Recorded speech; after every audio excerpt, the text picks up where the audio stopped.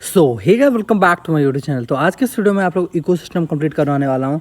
देखो, मैंने chapter wise complete करवा दिया, लेकिन अब कुछ दिन बचा है तो मैंने सोचा कुछ चैप्टर इंपॉर्टेंट बताऊँ, कुछ टॉपिक्स बताऊँ।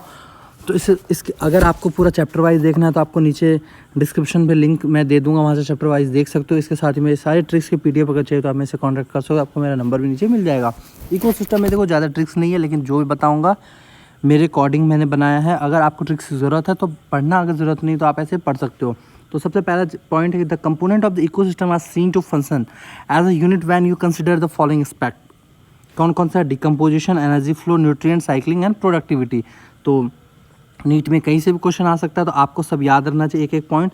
तो मैंने एक बताया सिंपल डैन, आपने सेटअप बॉक्स वगैरह टीवी पे देखो तो डैन वर्ड सुना होगा, और पी एक ऐड करना, डैन पी क्या या, और उसका पेमेंट करना होता है डैन पेमेंट, डी एन पेमेंट, डैन payment. D for decomposition, E से एनर्जी फ्लो, एन से न्यूट्रिएंट साइक्लिंग, पी से प्रोडक्टिविटी। देखो सब कुछ नहीं बताता हूँ, जो मेरे अकॉर्डिंग लगता है मुझे कि पॉसिबल ट्रिक्स हैं बताने वाले तो वही बताता हूँ, वरना ये सब चैप्टर बहुत समझने वाला है। और आई होप कि मैं आप लोग से आशा करता हूँ कि आप लोगों ने अच्छे से पढ़ा होगा ये टॉपिक, ठीक है, ये सारे चैप्टर। अब मैं आपको इंपॉर्टेंट स्टेप्स इन डिकम्पोजिशन बताता हूँ, इसमें दिया हुआ है। तो सिंपल आपको याद रखना, फल काटे हम, क्या करना है? फल को खाने से पहले क्या करना है? आपको काटना है फल। ये हो गया फल काटे, सी से क्या हो गया? काटे, और एच एम सॉरी क्या बता? फल काटे हम, एफ एल फल, सी से आपको याद रखना काटे हम, एच एम। एफ से आपको याद रखना फ्रेगमेंटेशन, एफ से क्या याद रखना आपको? फ्रेगमेंटेशन। एल से याद रखना आपका लीचिंग। ये सारे स्टेप हैं, एनसीईआरटी में दिए, इंपॉर्टेंट है। सी से आपको याद रखना कैटाबॉलिज्म, काटे फल, इसीलिए मैंने कैटाबॉलिज्म। फल में एफ एल ई है, काटे सी ए टी से, कैटाबॉलिज्म में काटे हम। एच से आपका ये होगा ह्यूमिफिकेशन, एस से क्या है? ह्यूमिफिकेशन। एम से आपका हो जाएगा मिनरलाइजेशन, एम से क्या हो जाएगा? मिनरलाइजेशन। तो यहाँ आपका कंप्लीट हो गया। अब देखो यहाँ पे एक पॉइंट है कि न्यूट्रिएंट साइक्लिंग और जियोकेमिकल साइकिल दो टाइप्स के होते हैं, एक गैसियस होते हैं और एक सेडिमेंट्री होते हैं। उसमें फर्दर नाइट्रोजन साइकिल और कार्बन साइकिल, और यहाँ sulphur cycle and phosphorus cycle. तो इसको कैसे याद रखना है? तो आपको ये भी याद रखना होगा कि आपको याद रखना CNG। आई होप कि ये वर्ड सुना होगा आपने, CNG से याद रख सकते हो। मतलब सी से हो गया आपका कार्बन साइकिल, एन से हो गया आपका नाइट्रोजन साइकिल, और जी से आपका हो गया ये गैसियस में आएगा। एक याद हो जाएगा तो दूसरा, अगर फिर भी नहीं है तो आप SSP याद रख सकते हो। एस से सेडिमेंट्री, एस से सल्फर, पी से फॉस्फोरस। मैं तो बोलूँगा आप एक ही याद रखना, दूसरा आप समझ जाओगे ऑटोमेटिक। इतना हो गया आपका, लेकिन एक बार आप ये भी पढ़ लेना, सेडिमेंट्री में एनसीईआरटी ने एग्जैक्ट क्या दिया है? Sulphur and phosphorus. इतना हो गया। अब देखो फॉस्फोरस साइकिल, तो फॉस्फोरस साइकिल ये डायग्राम है, बहुत इंपॉर्टेंट डायग्राम है। जनरली ईजी है, स्टूडेंट पढ़ लेते हैं, लेकिन बहुत सारे स्टूडेंट होते हैं जो कि इसमें कंफ्यूजन हो जाता है। तो आपको याद, एक तो प्रोड्यूसर आपको याद रखना, और आपको यहाँ पीछे यहाँ से आपको एक स्टेप याद करवा रहा हूँ, rock mineral, soil solution, detritus, consumer. क्योंकि क्वेश्चन रहता है कि यहाँ पे ए लिख देगा, यहाँ पे बी लिख देगा, आपको कन्फ्यूज़न होगा। तो यहाँ रॉक मिनरल, यहाँ सॉइल सॉल्यूशन, यहाँ डेट्रेटस, यहाँ कंज्यूमर। तो RSDC आपको क्या याद रखना है? RSDC। अगर सिंपल वर्ड याद रखोगे तो आप सिंपल याद कर सकते हो, RSDC से रैपिड सॉफ्टवेयर डेवलपमेंट सेंटर।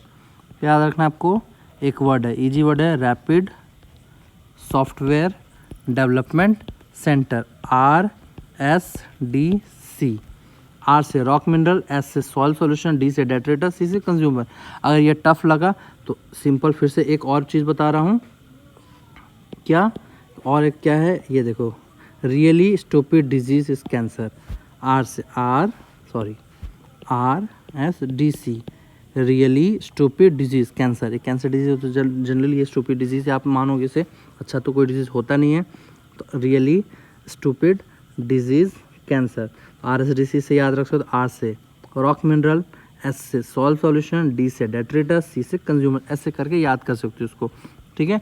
अब ये डायग्राम देखो, ये डायग्राम भी बहुत इंपॉर्टेंट है। कैसे कि ए, ये देखो ये ए है, ये बी है, सी, आपको ऐसे वर्टिकली याद रखना, CDEFG, ठीक है, ऐसे करना। तो आपको सबसे पहले ध्यान में रखना है कि फाइटोप्लैंक्टन, पहला तो आपका हो जाएगा फाइटोप्लैंक्टन, यहाँ पे कुछ नहीं है, फाइटोप्लैंक्टन। अब यहाँ पे आपको रखना सबमर्ज्ड प्लांट स्टेज। आपको कैसे समझना है, तो देखो डायग्राम में देखो, ये पानी के अंदर यहाँ पे प्लांट का ग्रोथ है, सबमर्ज उसको ही बोलते हैं कि जो पानी के नीचे ग्रो हो रहा है, तो उसको सबमर्ज आपको ध्यान रखना। तो ऐसे तो समझ जाओगे फाइटोप्लैंक्टन, उसके बाद यहाँ नीचे नीचे थोड़ा थोड़ा आया तो इससे सबमर्ज्ड हो जाएगा। ये हो गया। अब तीसरा देखते हैं। अब यहाँ देखो, यहाँ सबमर्ज्ड भी है कुछ कुछ यहाँ पे, और कुछ कुछ यहाँ फ्लोट भी कर रहा है, फ्री फ्लोटिंग। तो इसका क्या नाम हो जाएगा, सबमर्ज्ड जो ये है अंदर पानी के अंदर, और फ्री फ्लोटिंग, और ये सारे जो हो गए फ्री फ्लोटिंग। और आपका प्लांट स्टेज हो गया, 3 हो गया। सी डी देखते हैं। डी है रीड स्वैम्प स्टेज, बहुत सारा आ गया, फिर बहुत सारा आ गया, फिर ऐसे आ गया। तो इसको हम बोलते हैं रीड स्वैम्प स्टेज, फिर इसको बोलते हैं मास मीडो स्टेज, उसको बोलते हैं स्क्रब स्टेज। तो इसको कैसे याद रखना है, तो आपको ये याद करने के लिए छोटा सा ट्रिक बताता हूँ। RMS वैल्यू आपने पढ़ा होगा, रूट मीन स्क्वायर। आर से root mean square, root mean square RMS। Root से आपको याद रखना आर का मतलब, एम से आपको याद रखना है मतलब जनरली एम से ही कुछ होगा, और एस मतलब आपको पता है जो ट्रिक होता है वो फर्स्ट वर्ड में लेता हूँ। रूट का आपको क्या लेना है, आर, एम का एम, ठीक है। क्या है, रूट से आर, एम से मीन से एम, स्क्वायर से एस, RMS वैल्यू। आर मतलब रीड स्वैम्प हो गया, एम से मार्स याद रखेगा तो मास मिडो, एंड एस से याद रखना हमको सिंपल स्क्रब, ठीक है। तो ऐसे याद हो सकता है। अब लास्ट में आपको बच गया जो सब कुछ बहुत सारे आ गए, तो ये फॉरेस्ट होता है, आपको ऐसे याद रखना। फाइटोप्लैंक्टन ए हो गया, कैसे कैसे। BC तो ईजी है, सबमर्ज्ड और फ्री फ्लोटिंग। DEF में आपको याद रखना है क्या, RMS वैल्यू, RMS। आर से आपको याद रखना रीड्स, एम से याद रखना वो मार्स, एंड एस से याद रखना वो स्क्रब। तो अगर रीड याद रहेगा तो पूरा रीड स्वैम्प हो जाएगा, एम अगर याद रहेगा तो मार्स से तो मार्स मिड हो जाएगा। ऐसे एक दो बार पढ़ोगे तो याद हो जाएगा, ठीक है। तो यहाँ पे जाके कंप्लीट होता है ये चैप्टर मेरे अकॉर्डिंग जितने भी ट्रिक्स लगे। अगर आपको चाहिए कि कोई और ट्रिक्स में इस चैप्टर में बन सकता है, आप मुझे कमेंट में बताना, मैं बना दूंगा। उसके साथ ही कोई भी अगर आपको टॉपिक प्रॉब्लम हो आप मुझे बता सकते हो। NCERT एग्जैक्ट, क्योंकि मैं अभी एग्जैक्ट फोकस कर रहा हूँ NCERT पे, ठीक है। आई होप कि ये वीडियो पसंद आया होगा। अगर वीडियो पसंद आए तो को लाइक करना, शेयर करना, सब्सक्राइब करना। Thank you.